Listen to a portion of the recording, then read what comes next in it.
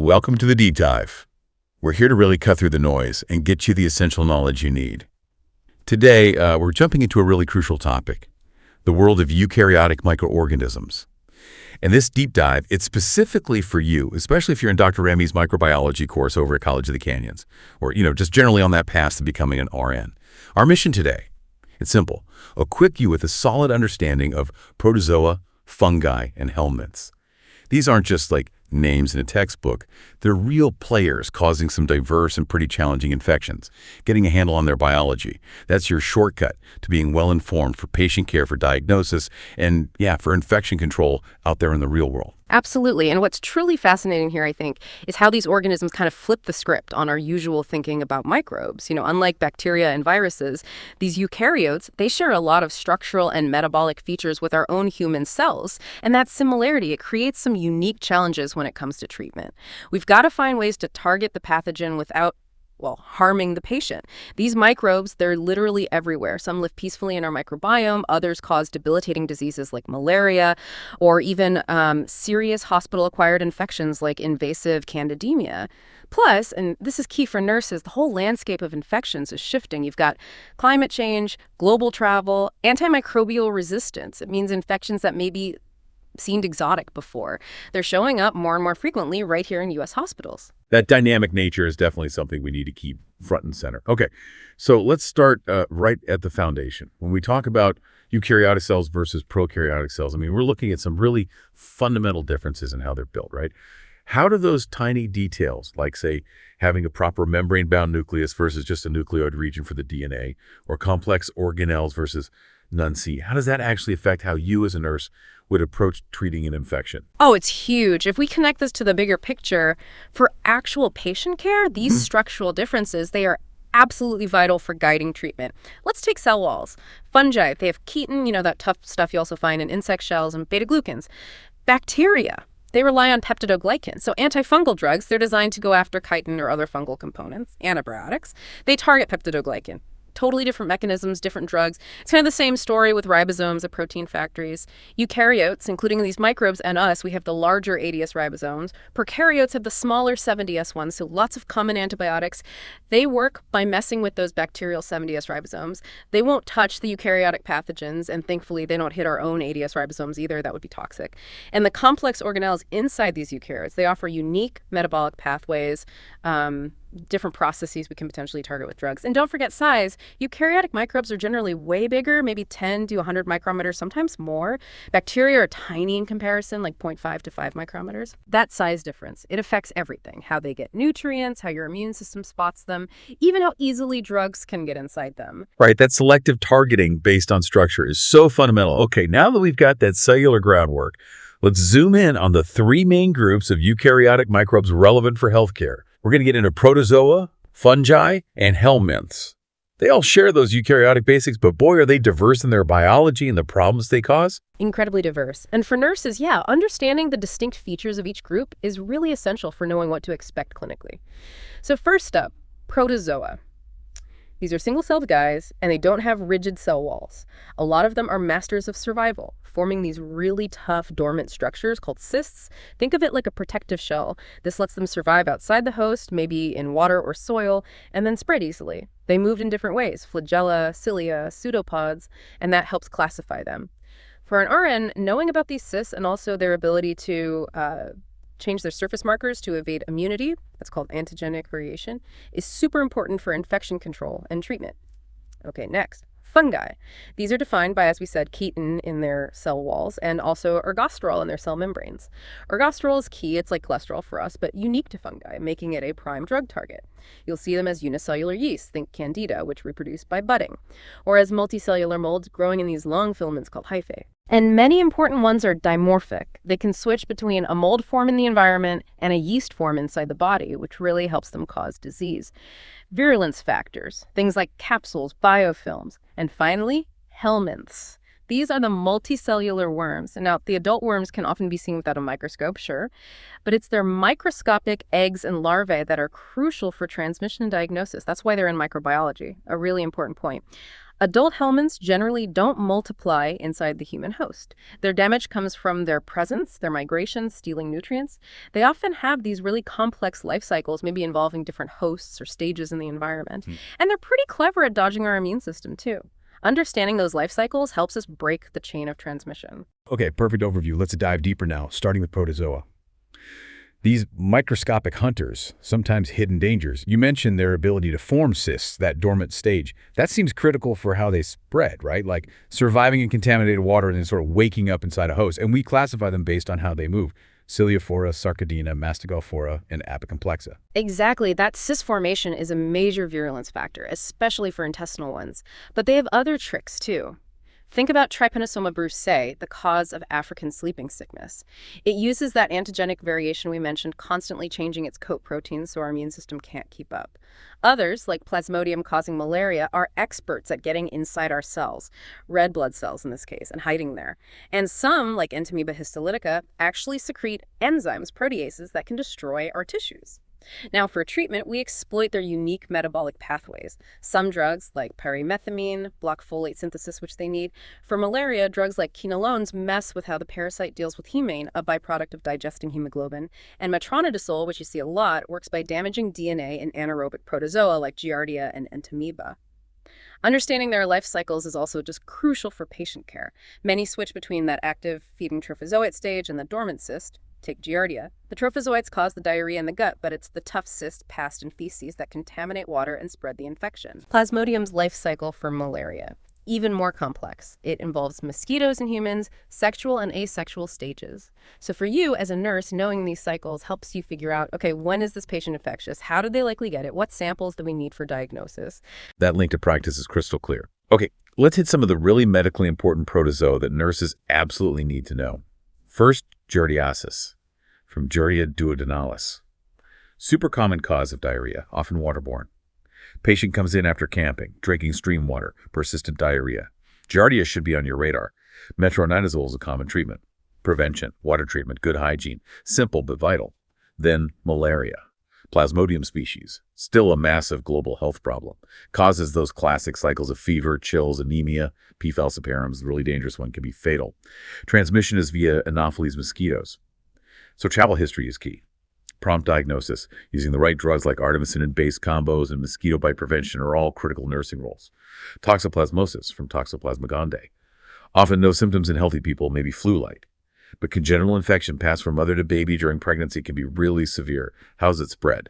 Oocysts shed by cats or undercooked meat.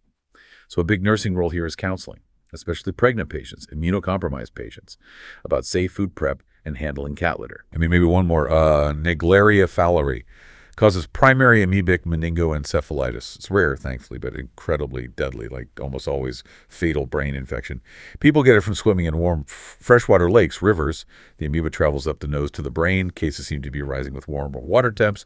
Your role, mostly public health awareness, urging immediate medical help if someone has weird neurological symptoms after swimming in warm freshwater. And just to give a little historical context here, think about Leveren's discovery. Back in 1880, Charles Leverin, a physician in Algeria, was looking at blood from malaria patients. He saw these little pigmented bodies moving inside the red blood cells. He called them plasmodium. That was the first time anyone had definitively shown a protozoan causing a human disease. Groundbreaking stuff, won him the Nobel Prize. And this raises an important question, right? It shows how just careful observation, even with simple tools, can lead to massive breakthroughs. It's a great lesson for future nurses. Pay attention to the details. That really is a powerful reminder. Okay, moving on to our next group, fungi. The hidden kingdom, you could say, definitely some emerging threats here. We've touched on their chitin cell walls, the ergosterol in their membranes, that key drug target. And here's a cool fact. Genetically, fungi are actually closer to animals than they are to plants. Kind of surprising. It is surprising. It really highlights their unique biology. And their virulence factors, they have quite an arsenal. Some, like Cryptococcus neoformans, have this thick polysaccharide capsule that helps them dodge immune cells. Candida albicans, famous for thrush and yeast infections, can form these incredibly stubborn biofilms, especially on things like catheters or implants. Biofilms make them really hard to treat with drugs. Others might secrete enzymes that damage tissue or toxins. And that dimorphism we mentioned. Fungi like histoplasma exist as mold in the soil, but switch to a yeast form in the lungs. That switch is often crucial for causing disease. So when we design antifungal drugs, we have to be clever because, again, they're eukaryotes like us. Selective toxicity is everything. Ergosterol is a fantastic target. Azoles like fluconazole stop its production. Polyenes, like the heavy hitter amphotericin B, actually bind to ergosterol and punch holes in the membrane.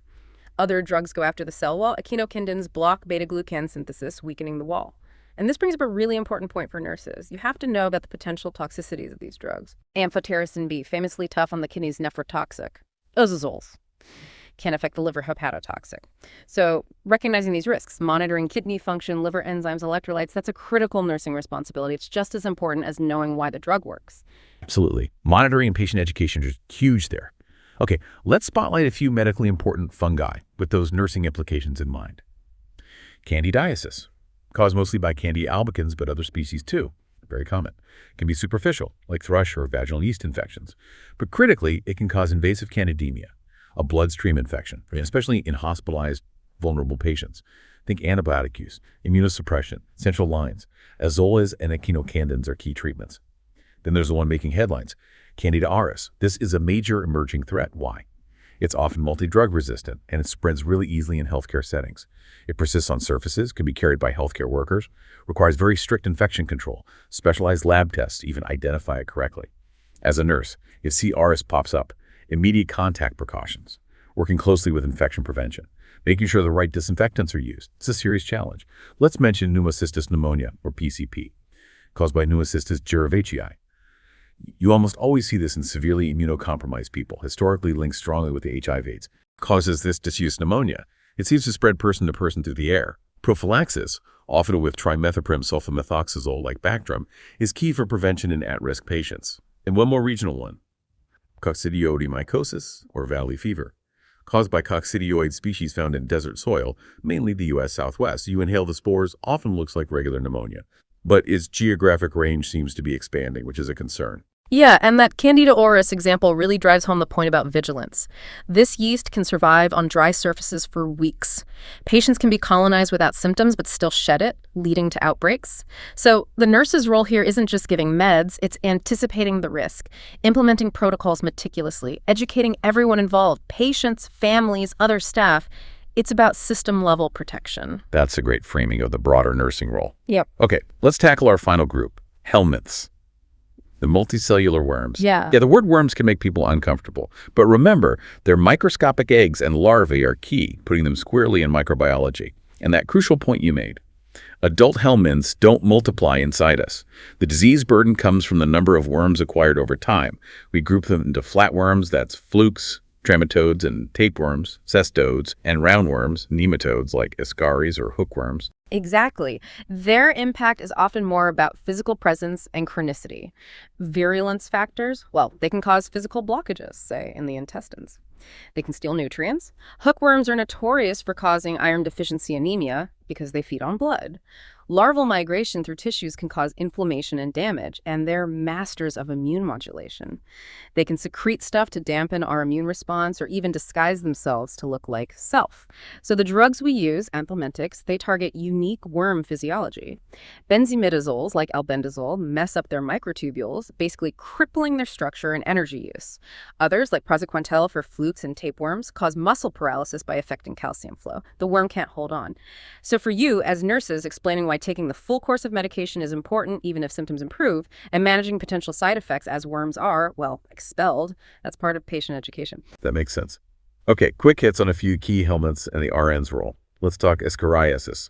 Ascaris lumbricoides, one of the most common worm infections worldwide, can cause intestinal issues, malnutrition, sometimes even lung symptoms when larvae migrate.